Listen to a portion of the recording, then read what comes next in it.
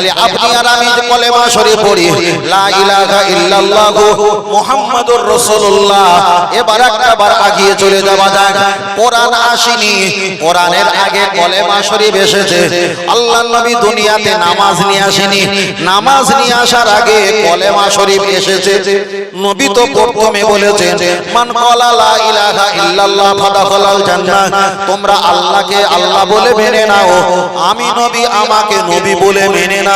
তখন নামাজের দাওয়াত দেয়নি, তখন কোরআনের দাওয়াত দেয়নি, হজের দাওয়াত দেয়নি, কোনো দাওয়াত দেয়নি, শুধু ঈমানের দাওয়াত দিচ্ছিল। আল্লাহকে মেনে নাও, আমি নবী আমাকে মেনে নাও। তাহলে যারা আল্লাহকে মেনেছে, নবীকে মেনেছে, নামাজেরও প্রয়োজন হয়নি, হজেরও প্রয়োজন হয়নি, যাকাতেরও প্রয়োজন হয়নি, তারাই তো ঈমানদার হয়ে কবরে গিয়ে জান্নাত পেয়েছে। কিন্তু যারা লা ইলাহা ইল্লাল্লাহু আল্লাহু আকবার বলেছে, মুহাম্মাদুর রাসূলুল্লাহ বাদ দিয়েছে, যারা নামাজ নিয়েছে, কোরআন নিয়েছে, হজ নিয়েছে, যাকাত নিয়েছে, শুধু নবীকে বাদ দিয়ে এরাই তো জাহান্নামের লিডার হয়েছে। তাহলে এখানে প্রমাণ হয়ে গেল নামাজ, রোজা, হজ, যাকাত, তাসবিহ, তেলাওয়াতে আসার আগে আমার নবী এসেছে। আল্লাহকে মানলে নবী মানা নয়, নবীকে মানলে আমার আল্লাহকে মানা অটোমেটিক্যাল হয়ে যায়। আপনারা বুঝতে পারছেন তো? অসুবিধা হচ্ছে? এই পরিবেশে তো মানিয়ে নেন। আলহামদুলিল্লাহ, আল্লাহু আকবার। যুবকেরা গিয়ে চলে যাওয়া যায়, লক্ষ্য করে দেখা যায়, আমার কথাটা খুব ভালো করে কবর করে শুনবেন। আধা খামসা শুনলে আপনি কিছুই বুঝতে পারবেন না। এবার একটাবার আগিয়ে চলে যাওয়া যাক। পৃথিবীতে আমার আল্লাহ, তামাম কুল কায়নাতের মালিক একমাত্র আমার আপনার আল্লাহ, কুল কায়নাতের মালিক, সৃষ্টিকর্তা মহান আল্লাহ। এবার আপনি বলেন, আল্লাহকে কি বিশ্ব আল্লাহ বলা যায়?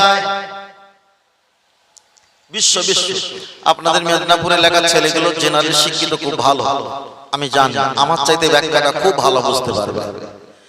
আমরা বক্তব্য করি আর ওয়াজ করি, বিশ্বনবী বিশ্বনবী বিশ্বনবী বলি।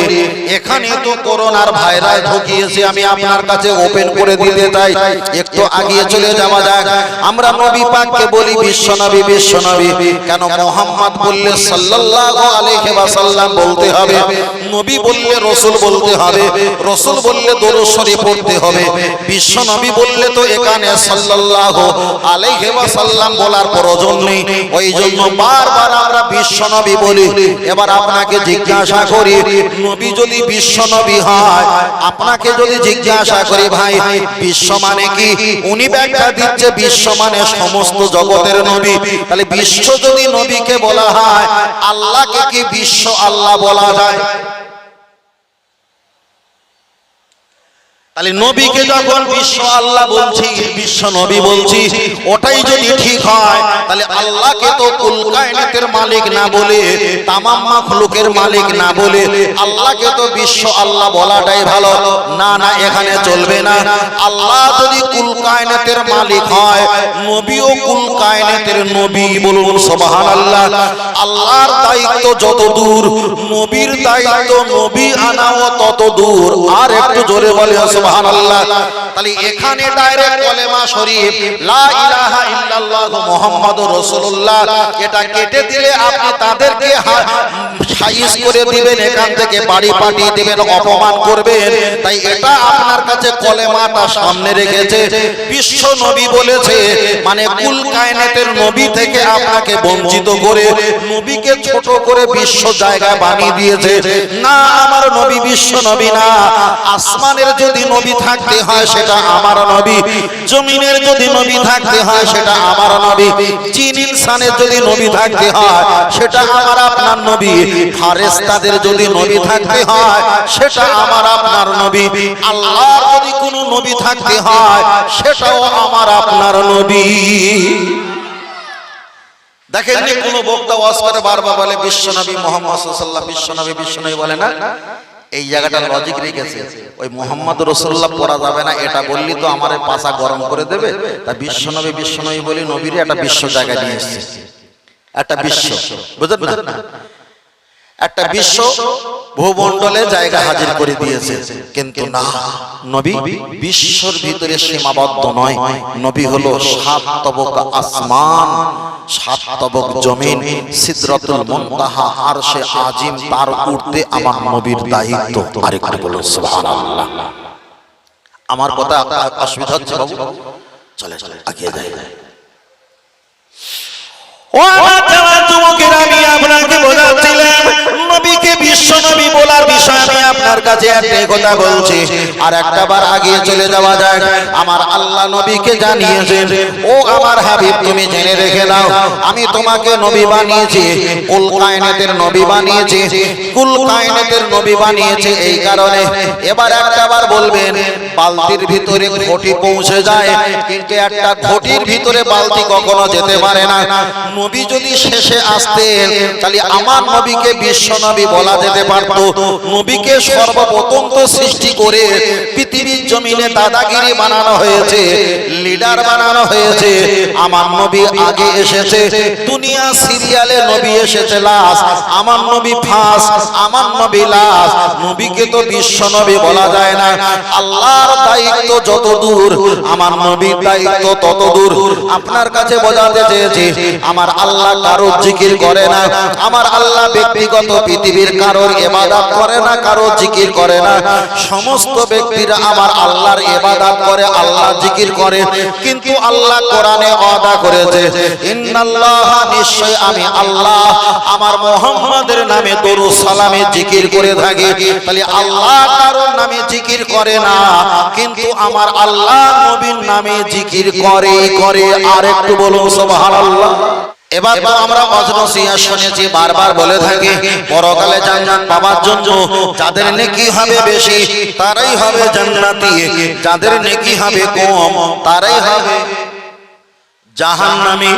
এবার বলেন নেকি কম আর বেশি দিয়ে জাহান্নামী আর জান্নাতি নির্ণয় হয় না ঈমান দিয়ে জান্নাতি জাহান্নামী নির্ণয় হয়? ঈমান দিয়ে। অনেক ভুল ব্যাখ্যা চলছে। তাহলে ঈমান দিয়ে যদি নেকি আর ঈমান দিয়ে যদি জান্নাত আর জাহান্নাম যদি নির্ণয় করা হয়, আমি আপনাকে বোঝাতে চেয়েছি আমরা নেকি দিয়ে জান্নাত পেতে চাই না, আমরা নেকি দিয়ে কখনো পরকাল আমরা পার হতে চাই না। আমরা পরকাল পার হতে চাই আল্লাহর ভয়, নবী পাকের মহব্বত, ভালোবাসা দিয়ে আমরা পরকাল পার হতে চাই।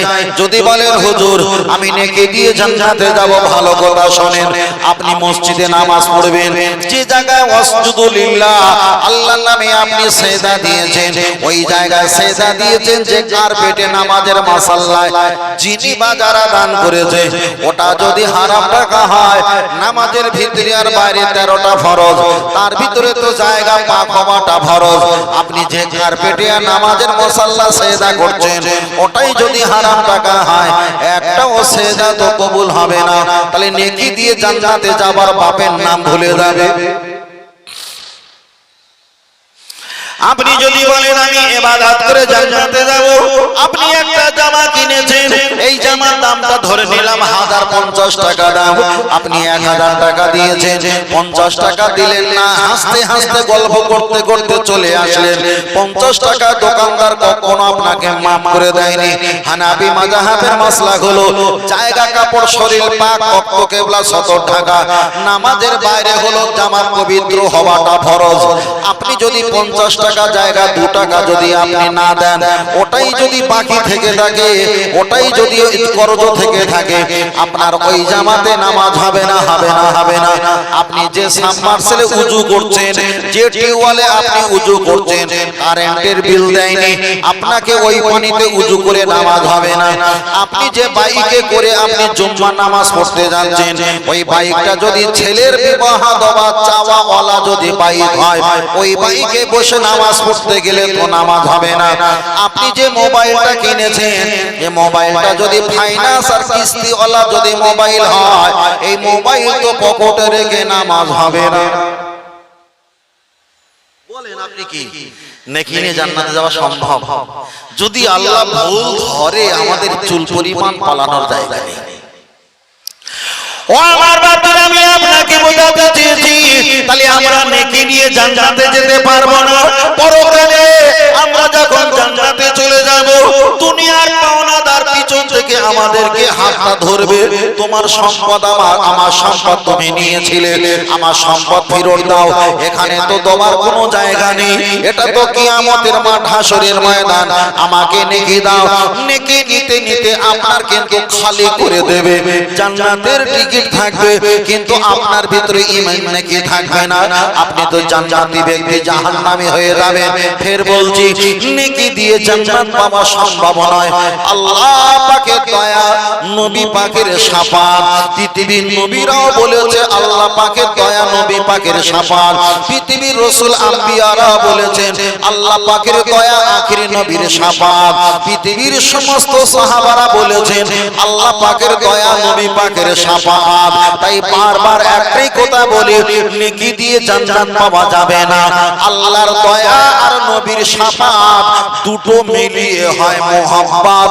মোহাব্বতের বিনিময়ে জান্নাত পাওয়া হবে সম্ভব।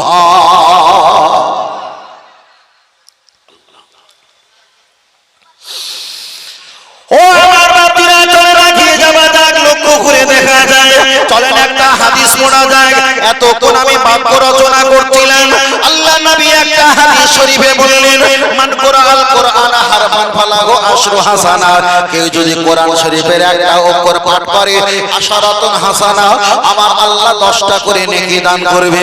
একটা অক্ষর পাঠ করলে আল্লাহ যদি 10টা করে নেকি দান করে। কোরআন শরীফে ঈসা, মুসা, দাউদ, শুআইব, জাকারিয়া, লূত, ইব্রাহিম, লক্ষ লক্ষ নবীদের নাম না থাকলে তবুও সবচাইতে বেশি নবী মুসা আলাইহিস সালামের নাম আল্লাহর কোরআনে বেশি বেশি এসেছে। তাহলে কোরআন শরীফের একটা অক্ষর পাঠ করলে যদি 10টা করে নেকি পাওয়া যায়, মুসা লিখতে গেলে 2টো অক্ষর লাগে। একটা অক্ষরে যদি 10টা করে নেকি হয়, মুসা 2টো অক্ষর, তাহলে আপনার 20খানা নেকি হবে।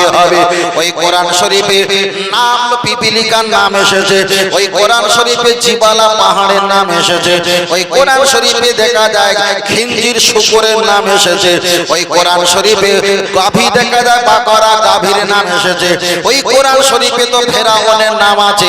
আপনি যদি নামাজে সূরা পড়েন, কেরাত পড়েন, নাজরা পড়েন, হদর পড়েন, সবিনা পড়েন, স্পিরিট যদি নামাজে কেরাত সূরা পড়ে যাও আর ফেরাউনের নাম যদি একবার ওই নামাজের ভিতরে পড়ে যায়, তাহলে নবী মুসার নাম 2টো অক্ষর, একটা অক্ষরে যদি 10টা নেকি হয়, মুসা মিম সিন 2টো অক্ষরে হবে 20টা নেকি। ফেরাউনের নাম একবার বললে ফারাইয়া আইন আউনুন 5টা অক্ষর, তাহলে 5 10 কে 50টা নেকি হবে। এবার আপনি বলেন নবী মুসা জিকির করলে নেকি হবে ও মোহাব্বত হবে বেশি, আর ফেরাউনের জিকির করলে নেকি হবে বেশি। এবার বলেন নেকি নেবেন না মোহাব্বত নেবেন? তাহলে মোহাব্বত যদি আমাদের দিতে হয়, তাহলে লা ইলাহা ইল্লাল্লাহ আল্লাহু আকবার বলা চলবে না, মুহাম্মাদুর রাসূলুল্লাহ বলতে। আগের কথাটা খেয়াল আছে বাবু? মুহাম্মাদুর রাসূলুল্লাহ বলতে হবে। তাহলে যারা কলেমা শরীফটা বানিয়েছে, এই কলেমা শরীফ তোরা নিজেরা বানিয়েছে, এই কলেমা শরীফে আল্লাহ আছে, নবীর মোহাব্বত নেই। এবার বলেন হাজার ইবাদত নেকি দিয়ে জান্নাত পাওয়া সম্ভব? আল্লাহ তো কিয়ামতের দিন আর কাহারও হবে নির্দয়া, কোনো দয়া থাকবে না। আবু বকর হুজুর গেলে তাই বলবে কি আছে তোমার, যদি আল্লাহ হিসাব না কিছু খুঁজে পাওয়া যাবে না। আল্লাহ আল্লাহ আল্লাহ। ও আমার বাতিরা, আমি আপনাকে বোঝাতে চেয়েছি, আপনি যদি ফেরাউনের নাম জিকির করেন 50টা নেকি হবে। সারাটা জীবন যদি জিকির করেন, রাতের অন্ধকারে ফেরাউনের সঙ্গে আপনার দিদার নসিব হয়ে যাবে। আপনি যদি ইন্তেকাল হয়ে যাও কিয়ামতের ময়দানে, ফেরাউন যে কাতারে দাঁড়িয়ে থাকবে আপনাকে কিন্তু সেই কাতারে দাঁড় করিয়ে দেবে। কেন? দুনিয়াকে যাকে ভালোবেসেছিল আপনিও তার সঙ্গে ওই জায়গায় দাঁড়িয়ে যাও। ফেরাউন জাহান্নামে যাবে, আপনিও নেকি কামিয়েছেন, আপনিও জাহান্নামে যাবেন। আপনি যদি নবী মুসা আলাইহিস সালামের নাম যদি আপনি জিকির করেন, নেকি হবে কম, মহব্বত হবে বেশি। আল্লাহ নবী বলেছেন কুল্লু নবিয়্যিন মাসুম, নবীরা হলো নিষ্পাপ বেগুনাহ মাসুম। আল্লাহ নবী আরেকটা হাদিস শরীফে বললেন আল মারউ মান আহাব্বা আকামা ক্বালা আলাইহিস সালাম, তোমরা যাকে ভালোবাসবে তার সঙ্গে তোমাদের কিয়ামতের দিন হাসর নাসর হিসাব হবে। তাহলে যারা নেকি কামানোর জন্য অন্য অন্য ইবাদত করে নেকি কামিয়েছে তাদের সঙ্গে দাঁড় করিয়ে দেওয়া হবে। আপনি যদি কোরআনকে ভালোবাসেন কোরআনের সামনে দাঁড় করিয়ে দেওয়া হবে, নামাজকে ভালোবাসেন নামাজকে দাঁড় করিয়ে দেওয়া হবে, হজকে ভালোবেসেছেন হজের সামনে আপনাকে দাঁড় করিয়ে দেওয়া হবে, অন্য নবীদের ভালোবেসেছেন নবীদের সামনে আপনাকে দাঁড় করিয়ে দেওয়া হবে।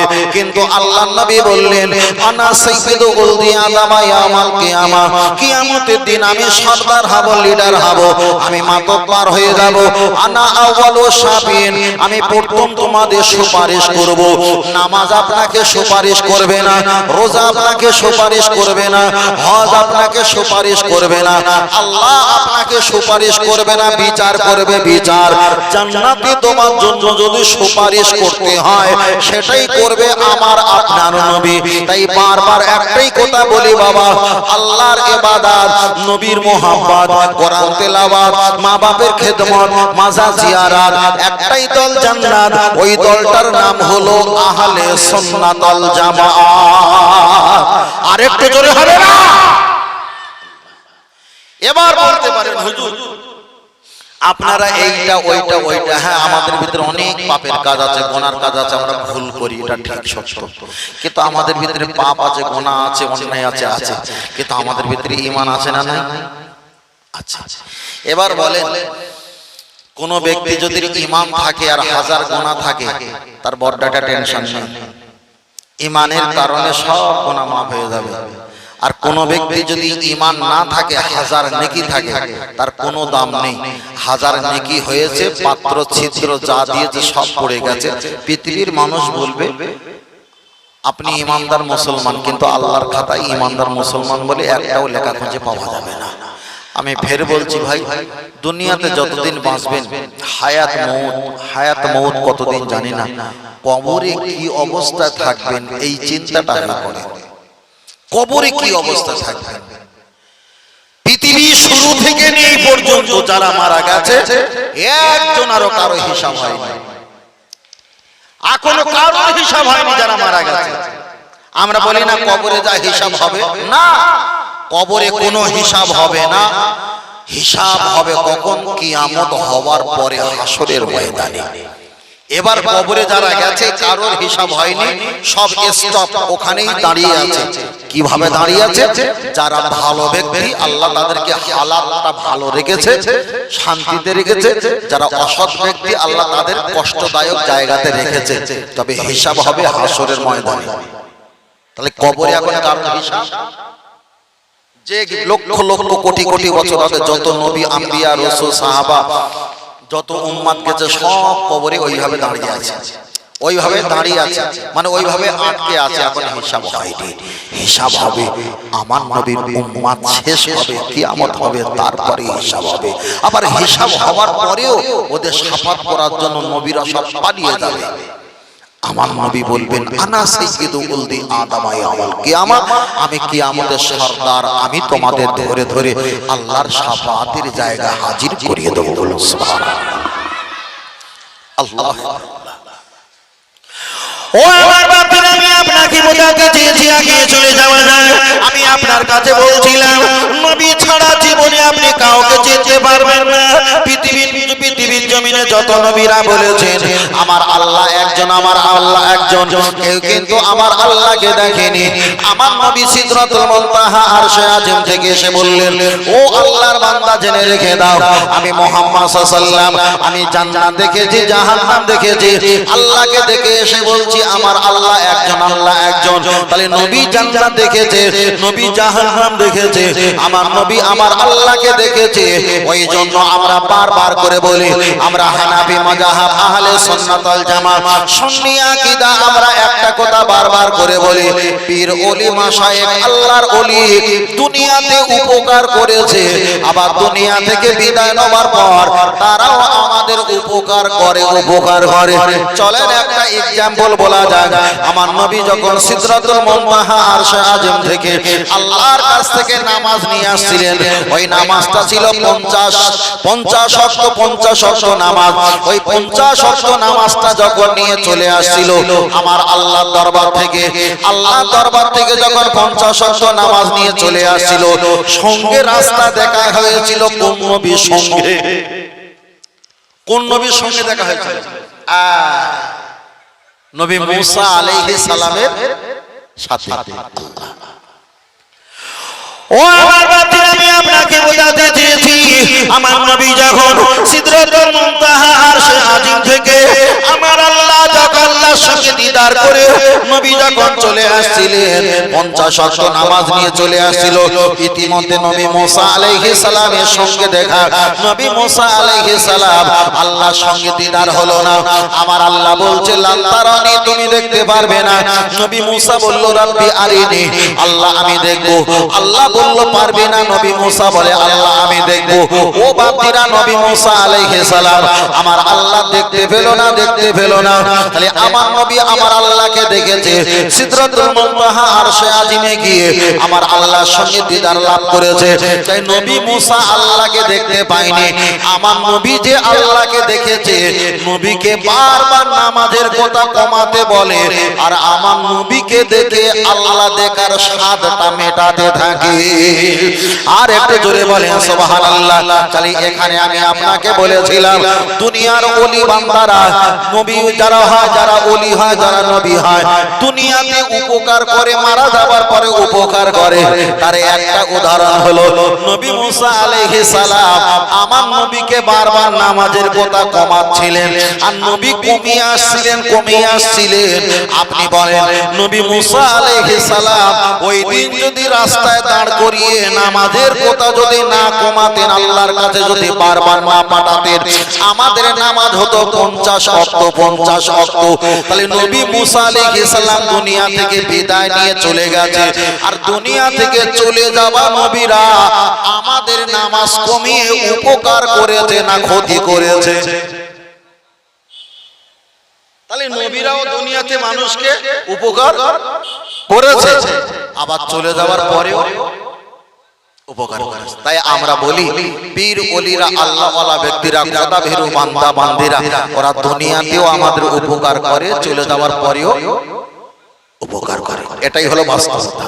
আল্লাহ ও আমার বাতিল, আমি আপনাকে বোঝাচ্ছিলাম, চলেন একবার আগিয়ে যাওয়া যায়, লক্ষ্য করে দেখা যায়। তাহলে আমি আপনাকে বলছিলাম, নবী মুসা আলাইহিস সালাম আমার নবীকে বারবার যখন পাঠিয়েছে, আর আমাদের জন্য 50 ওয়াক্তের জায়গা যখন 5 ওয়াক্ত নিয়ে চলে এসেছে, ওই নবী মুসা আমাদের উপকার করেছে। আবার আমার নবী মুসা আলাইহিস সালামকে উপকার করবে।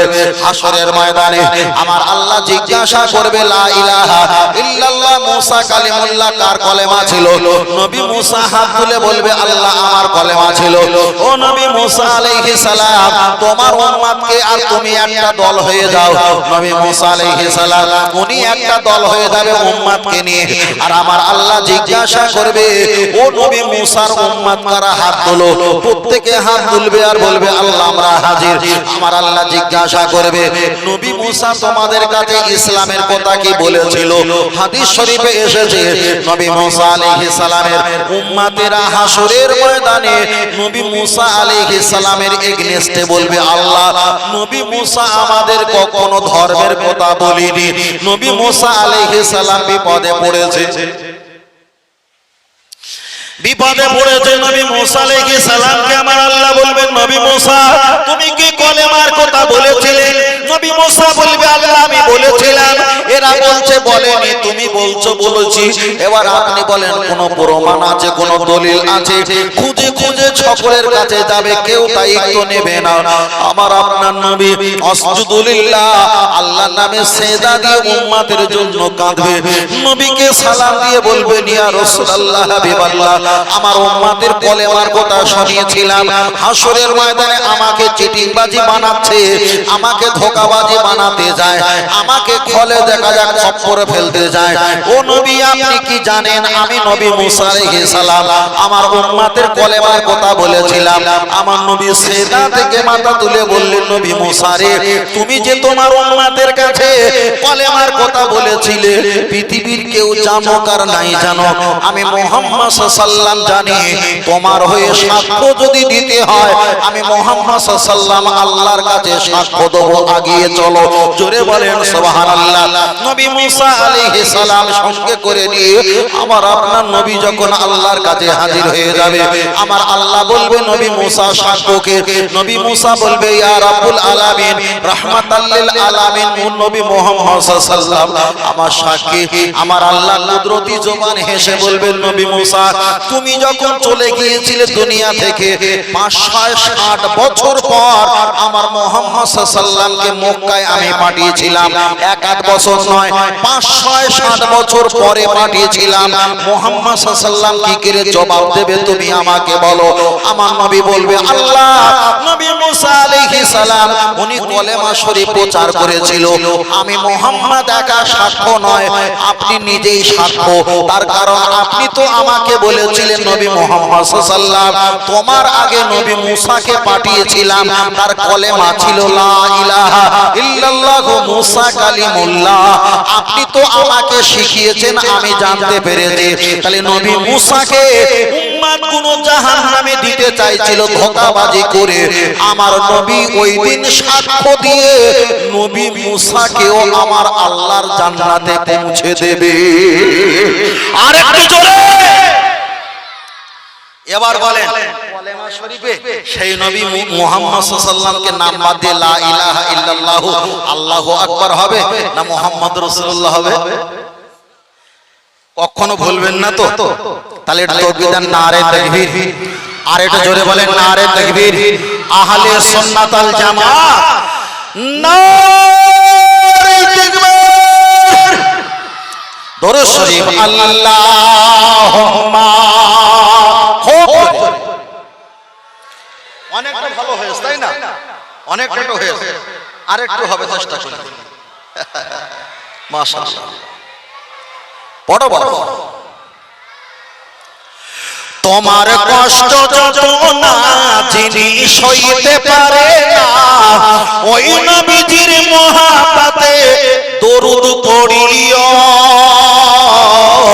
ভালো যদি বাঁচতে হয় নবীকে বেশো। জোরে বলে, আর একটু জোরে হবে না সুবহানাল্লাহ? ফের বলছি, জীবনে আমাদের নামাজ কাজা কখনো কমে যাবে, কখনো বাড়বে, কখনো কাজা হবে, কখনো কাজা উঠবে, কখনো রোজা ভাঙা হবে, কখনো আবার জোড়া হবে, কখনো ভালো পথে থাকবো, কখনো খারাপ পথে থাকবো। কেন আমরা শয়তানের আন্ডারের ভিতরে আছি। তবে জীবনে সব যাবে আসবে, সব যাবে আসবে, তবে নবীর বেলায় নয়। নবী আছে, রয়েছে, থাকবে। নবীর ভালোবাসা আছে, রয়েছে, আগামীতে থাকবে। কেন নবী হলো ঈমান, নবী হলো ঈমান। ভয় করবে কাকে? আল্লাহকে। আল্লাহ বলছেন আত্তাকুল্লাহ, আমাকে ভয় করো। ইন্নাল্লাহা শাদীদুল ইকাব, আমার আযাবরে ভয় করো। তাহলে ভয় করবে কাকে? আল্লাহকে। ভয় করবে কাকে? আল্লাহর গজবকে। আর মহব্বত করবে কাকে? নবীকে। তাহলে ভয় একটা, মহব্বত একটা।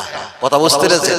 তাই আমার নবী বলেছেন মান আসানি, যারা আমাকে নেয় না ফাকাদ আসাল্লাহ, আমার আল্লাহ তাদেরকেও নেয় না।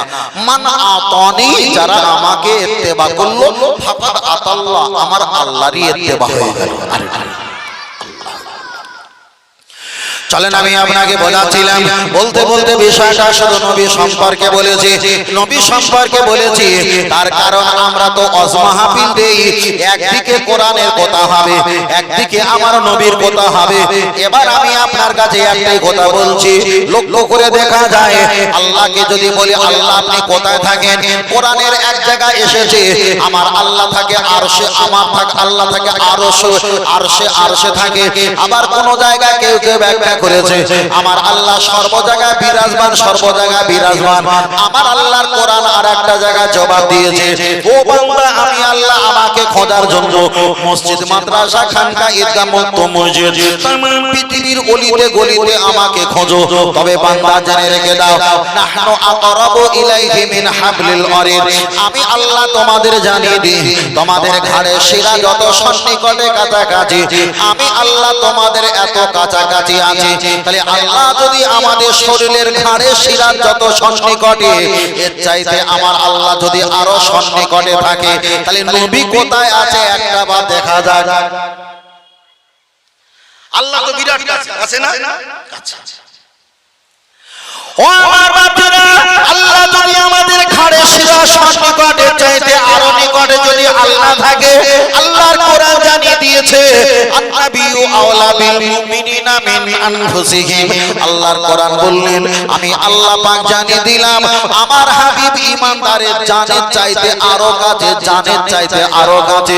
তাহলে আল্লাহ আছে ঘাড়ে শিরা যত সন্নিকটে তার চাইতে আরো সন্নিকটে, আর আমার নবী হলো জাহানের চাইতে আরো কাছে। জুড়ে বলে এবার আমরা একটু সালাম পড়ি, সাপোজ কিছু মনে করবেন না, আমরা সালাম পড়ি নামাজের সময় যখন শেষ হয়ে যায়, আসসালামু আলাইকুম ওয়া রাহমাতুল্লাহ সালাম দেই, আসসালামু আলাইকুম ওয়া রাহমাতুল্লাহ সালাম দেই। তাকে সালাম দেওয়া হয়, ফেরেশতাকে সালাম দেওয়া হয়, কিরামান কাতিবিন সালাম দেওয়া হয়। হয়তো বলবে হুজুর আপনি নবীকে দেখতে পেলেন না, আপনি কিরামান কাতিবিনকে সালাম কেন দিলে? কিরামান কাতিবিন ফেরেশতা রোগা না পাতলা, মোটা না ফড়িঙ্গি না বেটে না দরমিয়ান না কালো না লম্বা, আমরা দেখতে পাই না। না দেখে কিরামান কাতিবিনকে সালাম আমরা দিয়ে থাকি। তাহলে আন্নাবিয়্যু আওলা বিল মুমিনিনা মিন আনফুসিহিম, যে নবী জাহানের চাইতে আরো কাছে, আমরা তাকে আগে সালাম দেই। তার কারণ নবী হলো আমাদের ঈমান। আমার নবী যেখানে আমার আল্লাহর রহমত দয়া মায়া থাকে সেখানে আমরা মুহাম্মদে সুবহানাল্লাহ পাঠ করেছি। হাদিসটা মিশকাত শরীফে এসেছে, একবার সুবহানাল্লাহ পাঠ করলে আসসামা ওয়াল আরদা, আসমান আর জমিন যতটা ফাঁকা জায়গা, million million billion billion trillion trillion crore kilometre রাস্তা, একবার সুবহানাল্লাহ পাঠ করলে আসমান আর জমিন এতটা ফাঁকা জায়গা আল্লাহ নেকি দিয়ে ভরপুর করিয়ে দেয়। আল্লাহ নবী সাহাবা হযরত ওমর ফারুক রাদিয়াল্লাহু তাআলা এক সময় তিনি আইডিয়া হাত দিয়ে একটা গাছ রোপণ করছিলেন। আল্লাহ নবী বললেন ওমর রে, আমি তোমাকে গাছ রোপণ করা শেখাই, তবে এর চাইতে একটা ভালো অপশন কি শেখাতে পারি? ইয়া রাসূলুল্লাহ আপনি বলেন। ওমর তুমি যদি সুবহানাল্লাহ একবার, আলহামদুলিল্লাহ একবার, আল্লাহু আকবার একবার, ইল্লাল্লাহ একবার, এমন করে যদি তাসবিহ তেলাওয়াত করো, এক একটা তাসবিহতে জান্নাতের ভিতরে আল্লাহ একটা গাছ বসাইয়ে দেবে। আর এক একটা গাছের পাতা হবে স্বর্ণের, ডাল হবে স্বর্ণের, গুঁড়ি হবে স্বর্ণের। তবে একটা গাছের আয়তন এত বড় পরিমাণ হবে, এত বড় ঝাঁকড়া হবে, সূর্যের আলো যদি ওই গাছের উপরে যদি পড়ে ছায়া প্রদান করবে। একবার সুবহানাল্লাহ তাসবিহ বলার বিনিময় ওই গাছের আয়তন এত বড় হবে, ঘোড়ার উপরে যদি 1000 বছর যদি দৌড়ে পার হওয়া যায়, একটা গাছের ছায়াও পার হয়ে শেষ হতে পারবে না।